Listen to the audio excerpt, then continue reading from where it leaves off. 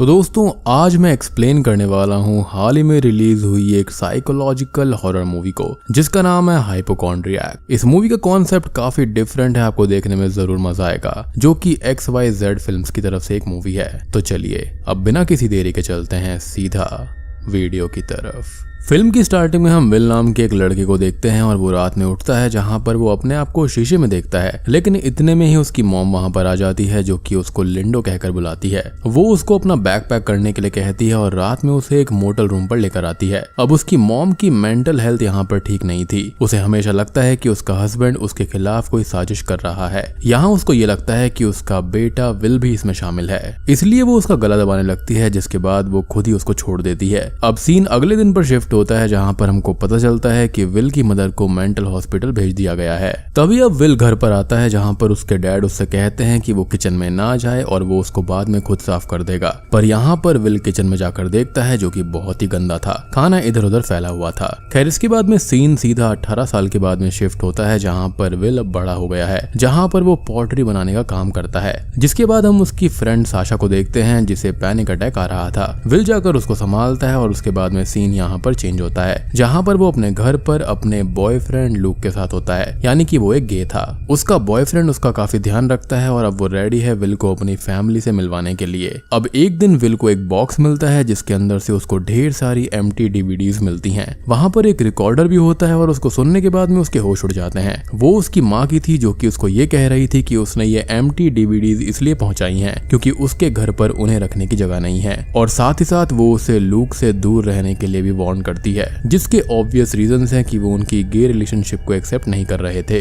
अब अगले दिन विल काम पर होता है जहां पर वो काफी अच्छा पॉटरी का काम किया करता था, जहां पर उसके साथ में साशा भी होती है और वहां साशा उसे लूक के बारे में पूछती है, जिसके बाद साशा उसे उसके कैबिन में चलने के बारे में पूछती है, जिस पर वो कहता है कि हाँ वो चलेगा। जिसके बाद हम देखते हैं कि विल को अचानक से वही सब होने लगा है और उसे चक्कर आते हैं और वो गिर जाता है। यहाँ पर वो एक वुल्फ मॉन्स्टर को भी हेलुसिनेट करता है, जिसके बाद वहां पर साशा आती है और उसको संभालती है। अब इसके बाद में हम विल को हॉस्पिटल में देखते हैं जहां पर एक नर्स आता है और विल उसको सब कुछ बताता है, जहां पर वो उससे ये कहता है कि शायद ये सब स्ट्रेस की वजह से हुआ है। और वहां पर वो नर्स उसका ब्लड सैंपल ले लेता है, जिसके बाद में वो लूक के साथ होता है जहां पर वो और लूक साशा के कैबिन में कुछ टाइम स्पेंड करने जाते हैं, जिससे कि ये दोनों एक जगह पर काफी खुश रह पाएंगे और कुछ अच्छा टाइम स्पेंड कर पाएंगे। अब अगले दिन ये दोनों ही वीड स्मोक करते हैं और लूक और विल साथ में टाइम स्पेंड कर रहे होते हैं, जहां पर विल को फिर से हेलुसिनेशंस होने लगते हैं और वो वहां पर जमीन पर उसको बियर स्किन फील होती है, जिसके ऊपर चढ़कर लूक को ऐसा लगता है कि ये ब्रीथ कर रही है। और इसके बाद वो बाहर जंगल में जाता है और वो अपनी मॉम की आवाज सुनता है। यहाँ उसको वुल्फ की आवाज सुनाई देती है, जिसके बाद वो वहां से भागने लगता है और कैबिन में आकर लूक से कहने लगता है कि वहाँ जंगल में वुल्फ है।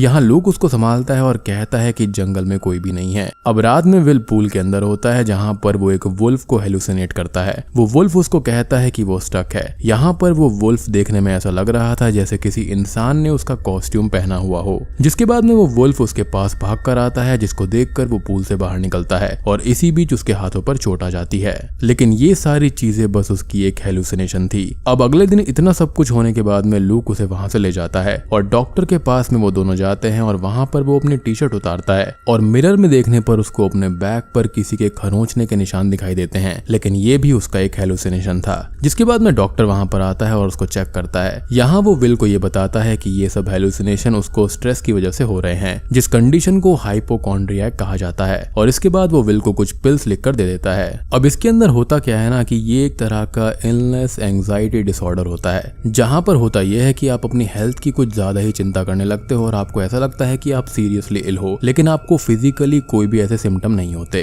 जिसके बाद में विल अपनी बॉस के पास में होता है और वो उससे कहता है कि उसे एक वीक के लिए छुट्टी चाहिए, लेकिन यहाँ पर उसकी बॉस इस चीज के लिए साफ इनकार कर देती है। जिसके बाद विल अपने काम पर लग जाता है, जहाँ उसे उसकी मॉम की आवाज फिर से आती है, जहाँ पर वो उससे कहती है कि उसे क्या लगता है कि मैं बेवकूफ हूँ। नहीं, मैं बेवकूफ नहीं हूँ, बल्कि बेवकूफ तो वो है। और इसके बाद में विल को एक और आवाज आती है जो कि उससे मदद मांगती है, और वो जो आवाज थी वो एक हॉट क्लेन यानी कि एक भट्टी से आ रही थी। वो भट्टी का दरवाजा खोलकर उसमें हाथ डाल देता है, जिसके बाद उसका हाथ जल जाता है और वहां पर उसको फिर से वही वुल्फ उस क्लेन यानी कि भट्टी के अंदर दिखता है, जो कि उसको बहुत देर से परेशान कर रहा है। अब वो अपनी कार में आता है और बहुत रोने लगता है क्योंकि उसकी कंडीशन बिगड़ती जा रही थी, उसे जॉब से भी निकाल दिया गया था। अब ऑब्वियस सी बात है, आप पॉटरी का काम कर रहे हो और अपना हाथ आप भट्टी में डाल दोगे तो उसकी जिम्मेदारी कोई भी नहीं लेगा, यानी कि उसकी फाइनेंशियल कंडीशन भी यहाँ से खराब हो जाएगी। जिसके बाद में वो लूक के पास में होता है, जहाँ पर लूक को भी पता चल जाता है कि उसकी मॉम अभी भी जिंदा है, क्योंकि इससे पहले विल ने कभी भी उसका जिक्र लूक के सामने नहीं किया था, यानी कि वो काफी सीक्रेटिव था।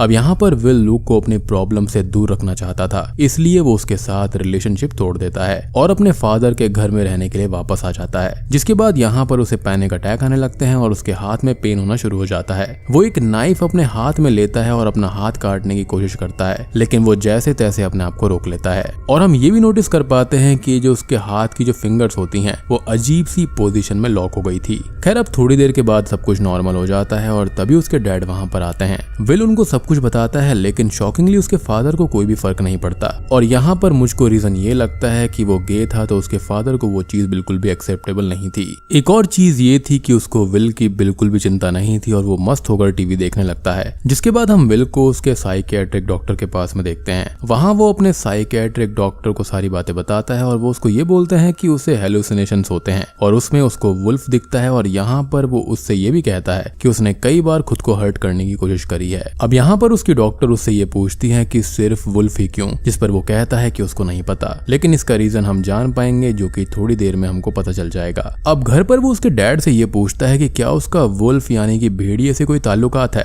तब जाकर उसके डैड ये बताते हैं कि जब वो छोटा बच्चा था तब वो हैलोवीन पर एक वुल्फ कॉस्ट्यूम पहना करता था। तो यहाँ से तो एक चीज क्लियर हो जाती है कि ये उसके बचपन का कुछ ट्रॉमा है जो कि उसके साथ आज तक चल रहा है और वो अब जाकर ट्रिगर हुआ है। खैर विल उससे पूछता है कि क्या उसके पास अभी भी वो कॉस्ट्यूम है, जिस पर उसके डैड उससे कहते हैं कि वो कॉस्ट्यूम उसकी माँ के पास था। और एक चीज और यहाँ पर क्लियर हो जाती है कि उसके डैड और उसकी मदर अब साथ नहीं रहते।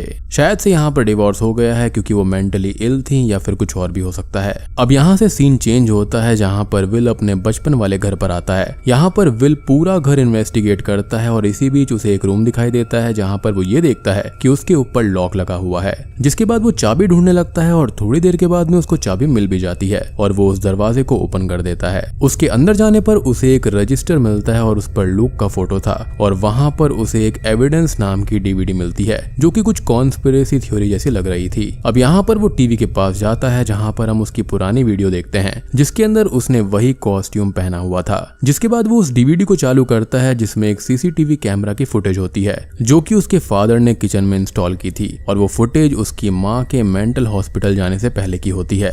अब उस रिकॉर्डिंग में वो ये देखता है कि किस तरह से उसके डैड उसकी माँ को हर्ट किया करते थे और कैसे विल अपनी माँ की मेंटल कंडीशन के चलते बचपन में उनको फोर्स किया करता था दवाई लेने के लिए। जिसके बाद में कुछ लोग आकर उसकी माँ को मेंटल हॉस्पिटल के लिए ले जाते हैं और उसके डैड वहीं पर खड़े होकर सब कुछ देखते रहते हैं। खैर अब वीडियो खत्म होने के बाद में हम उस वुल्फ ड्रेस्ड मैन को देखते हैं जो कि विल को अपने पीछे ले जाता है और वो उसको एक जगह पर बैठा देता है जहाँ पर विल अपने वही पॉट्स बनाने का काम करता है और यहाँ पीछे से वो वुल्फ उसका गला काटने लगता है। जिसके बाद हम विल को देखते हैं जो कि हॉस्पिटल में होता है, मतलब कि ये सब उसका एक हेलुसिनेशन था। और यहाँ पर इस सीन का सिग्निफिकेंस ये है कि जो उसके साथ में बचपन में ट्रॉमा हुआ था वो अब अच्छे से ट्रिगर हो गया था और उसको रियलाइज हुआ है कि उसके साथ क्या क्या हुआ था। खैर इसके बाद में उसका MRI भी होता है लेकिन ऑब्वियसली उसमें कुछ भी नहीं आता। जैसे कि मैंने आपको बताया कि इस बीमारी के अंदर आपके साथ फिजिकली कुछ भी गलत नहीं होता।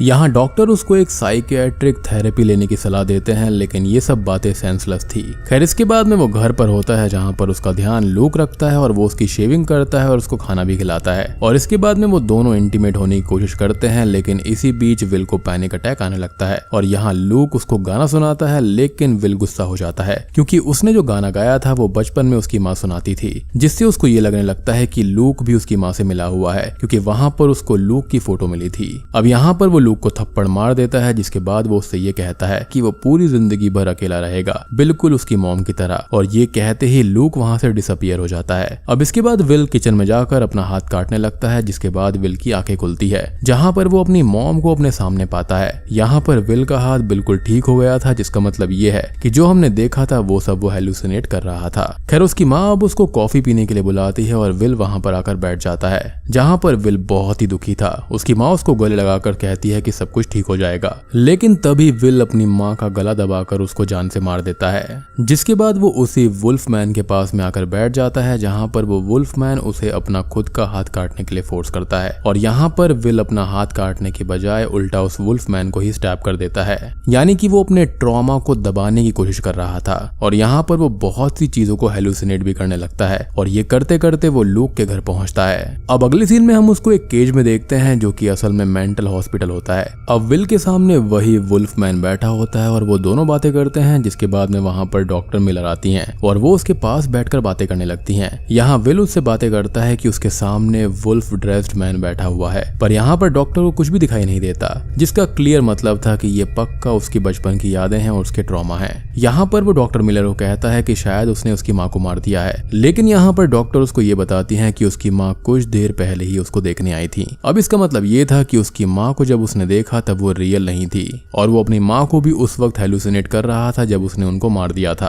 अब इसके बाद में हम ये देखते हैं कि विल बहुत मेहनत करता है, कुछ एक्सरसाइज करता है खुद के सेल्फ इम्प्रूवमेंट के लिए। अब यहाँ पर सीन चेंज हो जाता है और हम विल को अकेला बैठा हुआ देखते हैं कि तभी वहाँ पर लूक आता है और उसके पास में आकर बैठ जाता है, पर उसके पास में वहाँ पर हम उसी वुल्फमैन को भी देख पाते हैं। यहाँ विल उसका हाथ पकड़ लेता है और अपना सर लूक के कंधे पर रख लेता है, जिससे हम ये समझ सकते हैं कि उसने अपने पास्ट को यहाँ पर एक्सेप्ट कर लिया है और हमेशा वो उसके साथ में ही रहेगा। और बात करें लूक के बारे में तो वो काफी अच्छा बॉयफ्रेंड है, जो कि उसका साथ देने के लिए पूरी तरह से तैयार है। और बूम, इसी के साथ में ये मूवी यहीं पर खत्म हो जाती है। तो दोस्तों ये थी हाइपोकॉन्ड्रियाक मूवी की कहानी। अब बात करें मूवी के अंदर एग्जैक्टली हुआ क्या है, तो हमको एक विल नाम का आदमी दिखाया गया है जो कि अपने मेंटल ट्रॉमा से जूझ रहा था।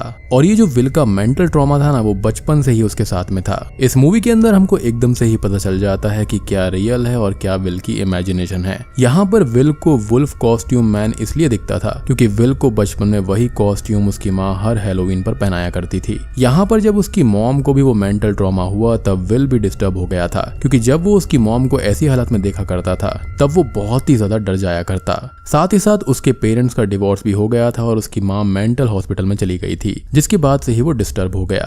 अब बिना माँ के बच्चे का बड़ा होना काफी डेंजरस होता है, क्योंकि उसको मॉम का प्यार बचपन से ही नहीं मिल पाया था। साथ ही साथ उसकी जो फीलिंग्स थी वो लड़कों की तरफ थी, यानी कि वो एक गे था, तो उसे वो समझने में भी काफी टाइम लगा। तो यहाँ पर काफी सारे ट्रॉमा एक साथ थे। अब बात करें उसकी माँ के बारे में तो उनको ऐसा लगता था कि विल के डैड उसको मारने की साजिश कर रहे हैं, और ये सब वो इसलिए करते हैं क्योंकि विल के डैड का बिहेवियर उसकी मॉम के लिए ठीक नहीं था। अब जब विल को वो बचपन में मोटर लेकर आई थी तब उसे लग रहा था कि विल भी उसके डैड के साथ में मिला हुआ है, और इसके बाद उसकी माँ उसको मारने की कोशिश करती है, और इसी के बाद से विल की भी मेंटल हालत खराब हो जाती है। उसको ये लगने लगता है कि उसकी माँ उसको क्यों मारना चाहती है। और उसके बाद में जब वो बड़ा हो जाता है तो वुल्फमैन के रूप में उसको हेलुसिनेशंस होने लगते हैं। उसको ऐसा लगता है कि वो बहुत बीमार है, लेकिन रियल में उसको अंदर से कोई दिक्कत नहीं थी। बाकी मूवी के एंडिंग में यहाँ पर वो रिहैब सेंटर के अंदर जाता है, वहां पर काफी सारी एक्सरसाइज करता है और खुद को इम्प्रूव करता है। जहाँ पर एंड में हम ये देख पाते हैं कि वो जो वुल्फमैन है उसके साथ उसने डील करना सीख लिया है, यानी कि उसने अपने ट्रॉमा को एक्सेप्ट कर लिया है, और इसके बाद में शायद से वो लूक के साथ में हमेशा खुश रह पाएगा।